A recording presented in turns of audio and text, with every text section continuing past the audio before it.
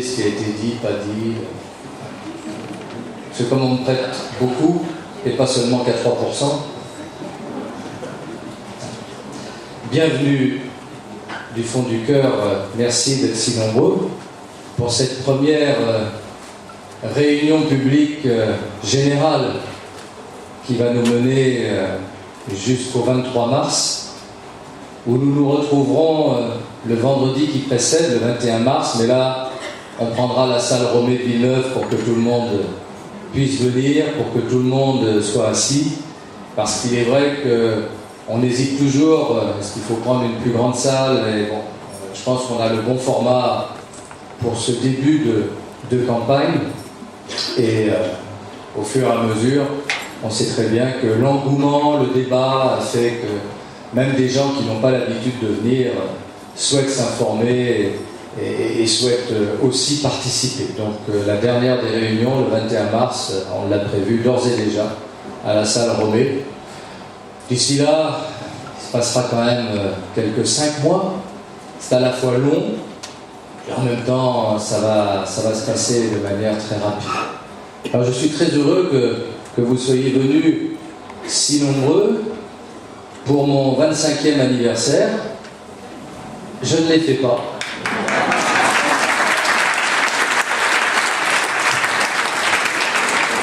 Ben oui, parce que le 2 octobre 1988, nous sommes le 12, à 10 jours près, le 2 octobre 1988, eh bien, vous m'avez élu conseiller général du canton de Cagnes-Ouest, avec donc une partie de Cagnes, Saint-Paul-de-Vence, La Colle-sur-Loup et Villeneuve-Loubet.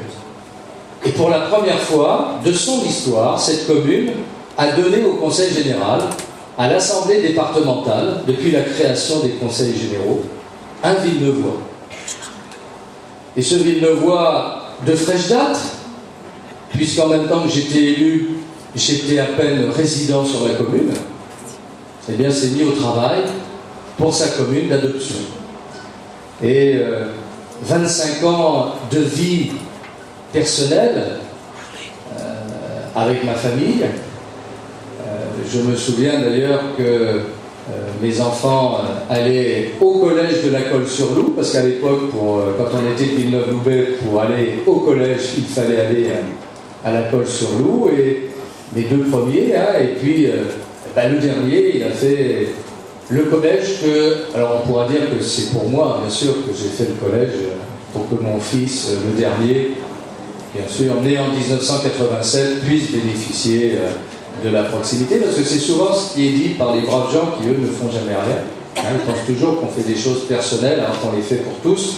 Il n'est pas interdit à celui qui l'a permis d'en profiter aussi, que je sache. Mais bon. Et donc, quand j'ai été élu la première fois, effectivement, il y a 25 ans, il n'y avait pas de collège à Villeneuve-Loubet. Et ce n'était pas une fatalité qu'il y ait un collège à Villeneuve-Loubet, puisque le projet du Conseil général, puisqu'il n'y avait pas d'élus villeneuvois, c'était d'envoyer les enfants de Villeneuve, les uns à La Colle et les autres à Roquefort-les-Pins. J'entends dire que sans moi, de toute manière, il se serait passé la même chose. Eh bien, écoutez, on peut toujours laisser ceux qui n'ont jamais rien fait pérorer, mais j'ai mis le pied dans la porte au Conseil général pour dire non, 500 gamins ne peuvent pas aller les uns à Roquefort-les-Pins et les autres à La Colle-sur-Loup. Ça n'a pas de sens. Donc il faut un collège ici à Villeneuve-Loubet. Et donc, si je puis dire, ça a été à peine élu le premier travail dans lequel je me suis vraiment acharné à faire sortir ce collège et de trouver le bon endroit pour le collège. Il ne suffit pas d'en faire un, faut-il qu'il soit accessible à tous. Et donc, c'est juste à côté que j'ai souhaité qu'on puisse le faire, et j'ai pu le faire grâce à des propriétaires villeneuvois, souches, comme disent certains, des Villeneuvois qui avaient des terrains ici, et les choses se sont bien passées. Et je n'oublie pas la façon dont nous avons pu travailler pour que tout le monde profite de ce collège. Alors, quand je dis ça, il s'est trouvé que 7 ans plus tard, le 18 juin 1995, vous avez récidivé, puisque vous m'avez élu maire. 18 juin 1995, c'est une bonne date, le 18 juin, vous avez répondu à mon appel en quelque sorte. Et donc pendant 6 ans, j'ai été votre maire. J'étais déjà un maire à temps partagé. Je n'étais pas un maire à plein temps. Je faisais 19 heures de cours, j'étais conseiller général et en 1992, j'étais devenu conseiller régional. Je n'ai donc pas été un maire à plein temps, comme certains le revendiquent. Et pourtant, que de travail! Mais justement, être maire à plein temps, quand on n'a rien à faire de son temps, c'est une chose. Être un maire à temps partagé, quand d'ailleurs votre semaine ne fait pas 35 heures, mais 90, ça se retrouve. Et c'est le fait que j'ai été justement un maire à temps partagé avec d'autres mandats qui m'a permis de sortir un certain nombre de réalisations ici. Un contrat de plan État-région, des réalisations, des subventions que la région a abondées, ou avec bien sûr toujours le Conseil général. Alors, je continue de distribuer un petit papier qui rappelle pour les nouveaux venus de ces 10 dernières années ce que j'ai pu faire à l'époque, parce que depuis que nous nous sommes vus la dernière fois en grande réunion comme ça, c'était le 16 février dernier, il s'est dit beaucoup de choses sur les bords du Loup. Et je dois dire que j'étais un peu, comment je pourrais dire, peiné de tous les commentaires désagréables à mon encontre, de la part d'une petite minorité, bien sûr, enfin c'est toujours la minorité qui est la plus bavarde, pour me faire des procès d'intention, même je dirais des procès en sorcellerie, comme s'ils n'avaient plus la mémoire de ce qui s'était passé pendant ces 6 ans. Je vous avais promis un nouvel élan pour la commune, je pense que ce nouvel élan, nous l'avons donné. Et quand j'entends certains commentaires, certains qui ont des problèmes de mémoire, mais c'est une maladie assez répandue aujourd'hui, oublient que j'ai été maire. On peut vérifier, on peut savoir comment les choses se sont passées, de quelle manière, comment les choses ont été faites, et quel maire, effectivement, j'ai pu être. Il est d'ailleurs assez paradoxal que ceux qui me reprochent des choses, comme s'ils regrettaient que je n'ai pas continué de l'être, font tout aujourd'hui pour m'empêcher de l'être de nouveau. Quel paradoxe, quelle contradiction, s'ils m'aimaient autant à l'époque, devraient continuer de m'aimer tout autant. Ben non, comme quoi l'être humain est très versatile. Lorsque Richard Camus est devenu maire également, parce que je l'ai souhaité, parce que je l'ai voulu, il était lui aussi un maire à temps partagé. Beaucoup semblent l'avoir oublié. Il était devenu, avec mon soutien d'ailleurs, conseiller régional. En 2001, Richard Camus élu maire est maire conseiller régional. Il n'est pas un maire à temps plein. Et avec le début de l'intercommunalité, il est un maire qui est vice-président de la CASA, Sophia Antipolis, et conseiller régional. Et c'est d'ailleurs bien parce qu'il est conseiller régional, avec mon soutien, et puis les relations que nous pouvions avoir à l'époque dans la majorité, nous avons pu obtenir le projet et le principe d'un lycée. Vous croyez vraiment qu'on obtient un lycée pour une commune comme Villeneuve-Loubet, dans un ensemble qui va de Villeneuve à Carros, uniquement en étant un maire à temps plein? Vous pensez que ce n'est pas en étant dans la place où les choses se décident que c'est peut-être un peu plus facile? Donc je vous le dis tranquillement, le maire à temps plein, c'est ce que nous avons connu avant 1995. Makshani Hadas, Anthony Fabre étaient des maires à temps plein. Et oui, et pendant leur mandat, on a fait le collège à la Colle-sur-Loup, 3000 habitants, là où il y avait un maire sénateur, le sénateur Roubert. Vous pensez que le collège est sorti comme ça, par hasard? au mépris des Villeneuvois, car les plus nombreux étaient déjà à Villeneuve. Ben, ça n'a pas empêché de sortir à la Colle-sur-Loup en 1979.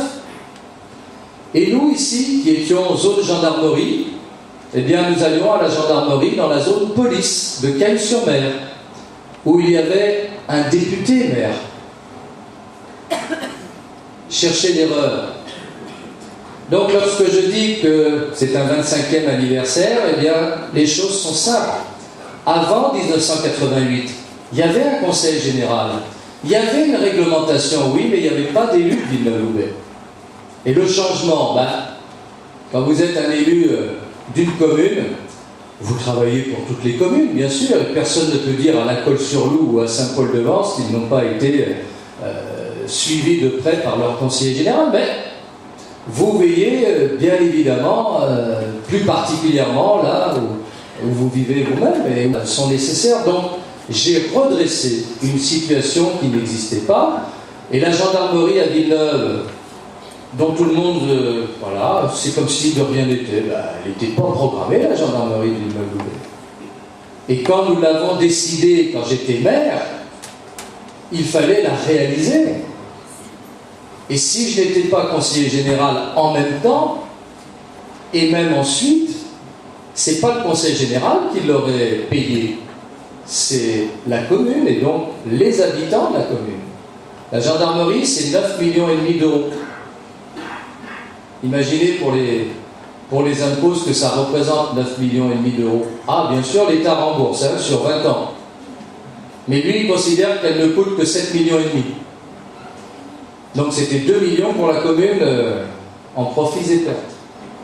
Donc mon travail, en étant plus maire, en étant resté conseiller général, ça a été de faire en sorte que les Villeneuvois n'aient pas à payer la gendarmerie. Que ce soit le conseil général qui l'assume dans son programme de gendarmerie.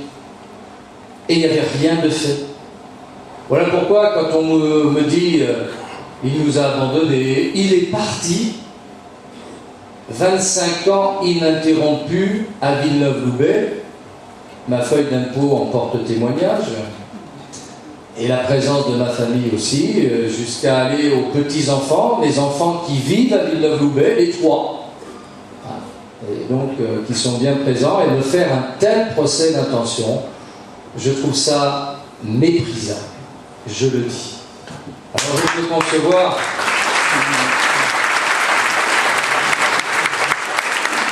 peux concevoir bien sûr la déception de ceux qui sincèrement voulaient que je continue d'être maire.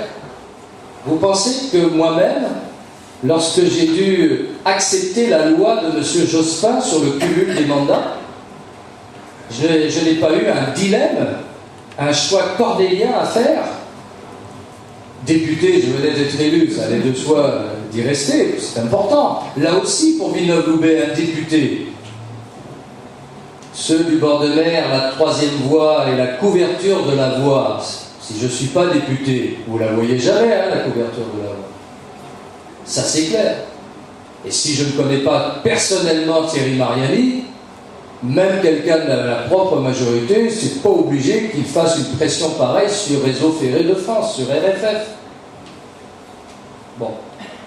Et donc, vous dire un petit peu tout ça, c'est vous dire qu'il fallait bien faire un choix. Et je le répète, et je ne cesserai de répéter, le choix pour moi, c'était évident. Mais je conçois que pour les gens qui ne suivent pas les choses de la politique, il y ait pu y avoir incompréhension, surprise, d'autant plus que je me suis ingénié à aggraver mon cas. Mais il était évident que la meilleure façon de rendre service à ma commune, c'était que Richard Camus, qui était mon adjoint aux finances, à l'administration générale, au personnel, et qui allait avoir, le jour de l'élection, 59 ans, il était dans sa 59e année, c'est-à-dire assez jeune pour pouvoir incarner une stabilité politique.